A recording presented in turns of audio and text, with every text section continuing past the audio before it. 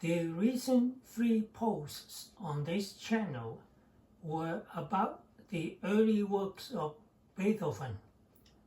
When I uploaded the last post on Notebook LM, the deep dive generated was quite informative, not only about Beethoven's early works, but also about Beethoven's artistic development. Some of the listeners of this channel may find them interesting. After checking that the copyright of the deep dive belongs to the person supplying the source, namely me, I decided to post the deep dive on this channel. Here it is. Okay, folks, welcome to another deep dive, and today we're going all the way back to the roots of a musical giant. Oh yeah. A legend, really, Ludwig van Beethoven. And we're taking as our guide this great YouTube channel by Kai-Fong Lee. Oh yeah, I've seen this. And it really digs into some lesser known works by Beethoven. Okay. Even some stuff that, even if you're a fan of Beethoven's work, you may not know as well. Gotcha. And I think that's one of the really cool things about this channel, is that it's shining a light on this early period of Beethoven's creative life. Yeah, and these early works, I mean, they're so fascinating because they're not just like, stepping stones to his later masterpieces or whatever. I mean, you can really see the brilliance that's already there. Like, he's already a fully formed genius in a way. You can see that the seeds of those later works and how they developed. Exactly. And it's amazing to see how his musical ideas were developing even at that early stage. Yeah. And I think one of the things that Lee really dives into is this Opus 6 by Beethoven, which is a sonata for piano 4 hands. Oh, wow. Okay, and I don't know if you're familiar with this, but I think a lot of people might not be. Yeah, I don't think I've heard this one. So you got 2 people playing the piano at the same time. Wow. Which is already pretty cool. And what's fascinating is that the opening notes of this piece, it's like almost like musical DNA. Oh, wow. That turns into that super iconic 4-note motif from his 5th symphony. Wow, really? Yeah, so it's like you hear those 4 notes, you're like, wait a minute. Right. That's from like decades before the 5th symphony. That's wild. Yeah, so I mean, think about it. It's like 1797, he's composing this Opus 6. Wow.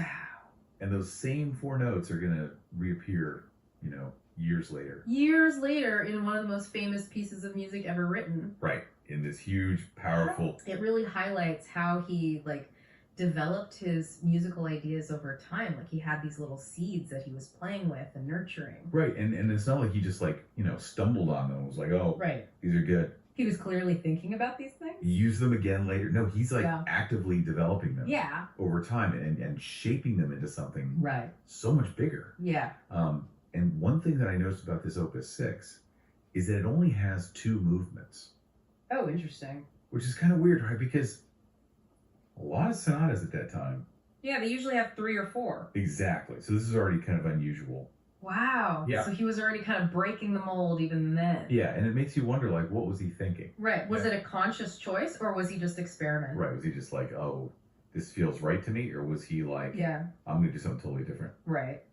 And how does that 2-movement structure, affect the overall feel of the piece? Yeah, it feels more, I don't know, intimate. More concentrated. Yeah, it's not as sprawling as some of his later works. Right. It's like a really tight. Yeah, it's like a little gem. Focus. Yeah. Little musical gem. Yeah, and so hearing those 4 notes in Opus 6, and then knowing okay, he takes those same 4 notes and he turns it into this huge symphony. It's like you're hearing the 5th symphony with new ears. It's like you're hearing it for the first time again. Totally. Yeah. And that's what's so cool about this channel, is that it gives you this whole new perspective. Yeah, and that's just one example. Lee also talks about a bunch of other early pieces, like Opus 1, which is a piano trio, and that was actually his first published work. Oh, wow. And then there's Opus 2, which is his first piano sonata. Okay.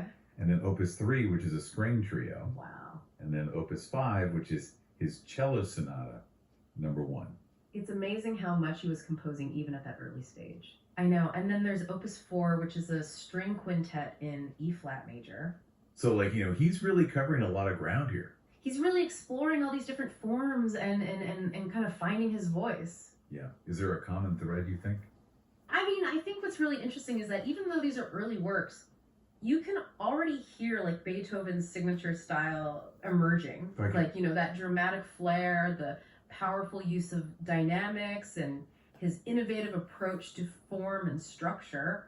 It's not like he's just like copying what other people are doing. Exactly. He's not just imitating his predecessors. He's Right. really forging his own path. So in a way, this is like even more impressive than like the later stuff. In a way, yeah, because it's like he's still figuring things out, but he's already so brilliant. Right. And you know, I keep coming back to this connection between Opus 6 and the Fifth Symphony. Right. And it makes me wonder, like, was he consciously planning this? Right. Like, did he have this grand plan for his musical career, Or did this just kind of happen organically? Right. Was he just like following his inspiration? It's so interesting to think about. Yeah, I mean, that's a question that's like puzzled music scholars for generations. Like, Right. was he a meticulous planner, or was he more of a master of improvisation? Yeah. I think the truth probably lies somewhere in between. Yeah. But what's undeniable is that Beethoven had this incredible ability to take these simple musical ideas Right. and transform them into something truly profound. And it makes you appreciate his genius even more. Absolutely. Right? It's like you're seeing how the sausage is made. Exactly. Like you're getting a behind the scenes look at his creative process. Yeah. And I think that's what makes this deep dive so valuable. I agree. Is that it gives us this whole new way of listening to Beethoven. Yeah. It's like you're hearing his music with fresh ears. Yeah. And so for all of you listening out there, I want you to think about this. Sure. Now that you know about these early works and how they connect to his later masterpieces, Yeah. does it change the way you hear those later works? Right. Does it give them a new meaning? Like, do they have a new depth Yeah. or a new resonance Yeah. to them? That's a great question. And I encourage you to seek out these early works. You know, maybe start with Opus 6. Yeah. Hear those famous 4 notes in their earliest form That's a great place to start. and just see, you know, what you discover. Yeah. I think you'll be surprised. All right. Thanks for joining us for another deep dive. Always a pleasure. Until next time. End of the deep dive.